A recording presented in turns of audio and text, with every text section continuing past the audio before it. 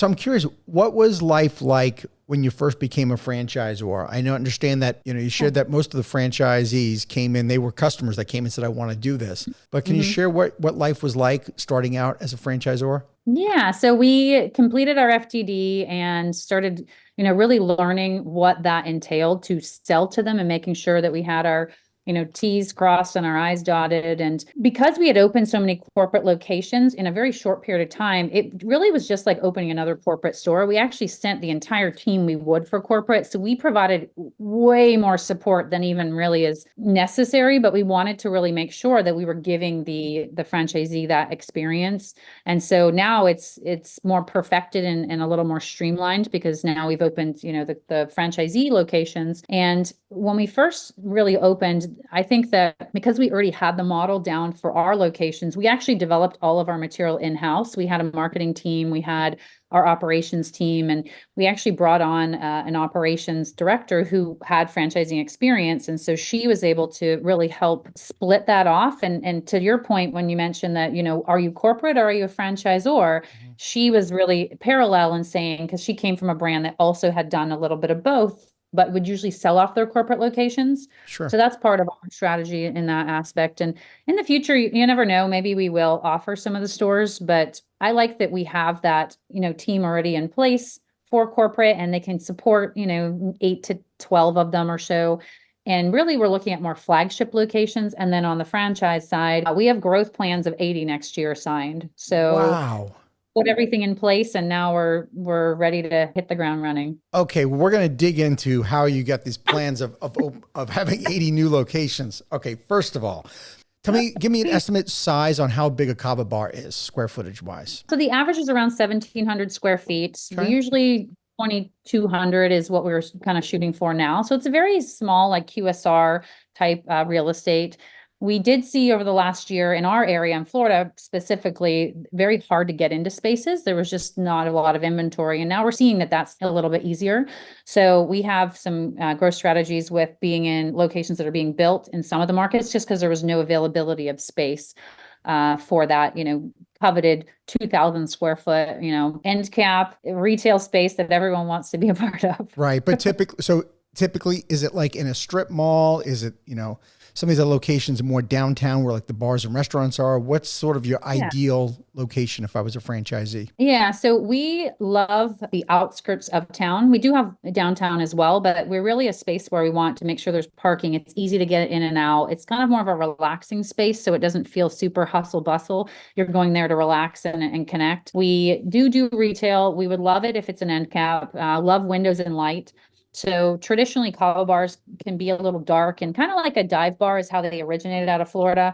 And when my sister would visit those, it wasn't that very many females felt very comfortable coming in them. It was kind of like if a female came in, they're like, oh, a woman, yeah. And so we tried to make it so everyone feels comfortable. So we usually do let a lot of natural light in, and we do have freestanding as well. We have a few of those ones. And so it's really what the community desires. If it's a corporate type of an area and there's more young professionals, then it might be more of like a spot like that. Or if we have a beach location, right, with sand outside. So it really depends on the community of around it, Hmm. who's going to be. Wow. Mhm. So you're proving basically that you can put this in very diverse locations and Yeah. make it work.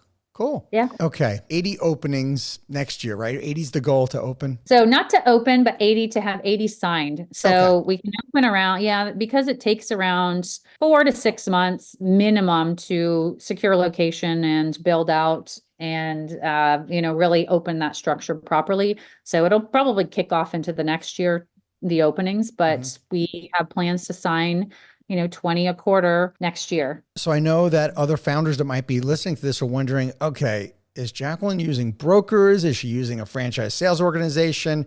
How's she getting all these leads and who's doing all the work in franchise Yeah. development? So we have organic leads that come in. So the close ratio is a lot higher. They've already been in the store. They're ready to sign before we even talk to them half of the time. And so I think that's been really awesome. They've also gone into our franchise locations now. So just as we've expanded the locations open, there's been more leads coming through. But there is a strategy for next year to do some more advertising. We do in-house sales, so we have not used any brokers. And we're looking at attending some expos and developing the marketing campaign around it.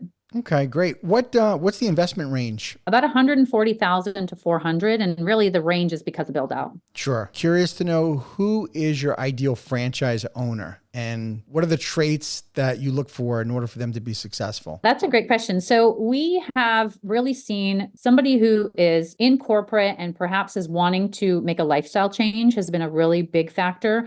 And they are looking for something healthy, connected. We have retirees who have family members, like their children, they're essentially purchasing the business for, and the children are running it. Everything seems to gear around the connection and balance of life with business with our franchisees. So somebody who's really looking for, hey, my kids are graduating from college now. And when I was in Florida visiting, my kids wanted to bring me to this kava bar. So now having this in our family gives us a place to connect and have, somewhere that we can go and hang out. And then also the numbers, are pretty nice too. So we have the, discerning father who's looking at numbers. And then we have the mother perhaps and this is not always how it goes, but Sure. as an example, saying, I don't want my kids now to travel away and not be part of our life anymore. We've also had young parents that have small children that are same thing. It's all about that balance in life. So really wanting more for their generation and their work-life balance. Even being an owner, it's fun to be there, which is not always the case in some businesses that you get involved with. Right. So I joke and I say I'm the flip-flop CEO. I wear a dress and I'm in the office. It's cold here today. That's why I have this on. But they, that's what they're looking for. Sure. Definitely. And are they always owner operated, or do you have any locations where they're manager operated? So we have the model for manager operated, and we have a few of them that are manager and a few of them that are, operating themselves. So it really depends. It depends on what they're looking for. We've had some quit their corporate job right away almost and go and start managing the bar. And then we've had some that keep the managers there and are out of the area. Thank you for tuning into the Emerging Franchise Brands podcast. For additional insights, guest applications, and to stay connected, visit us at efbpodcast.com. The Emerging Franchise Brands podcast is for entertainment purposes only, and the views expressed do not necessarily represent those of Emerging Franchise Brands, its host Frank Fiume, or Emerging Franchise Group LLC. Any discussed franchise or investment opportunity requires thorough investigation, obtaining proper disclosure documents, and expert consultation before making any investment decisions. The podcast and its host do not offer professional advice or endorsements, and they hold no responsibility for actions, representations, accuracy, or consequential damages related to the podcast content.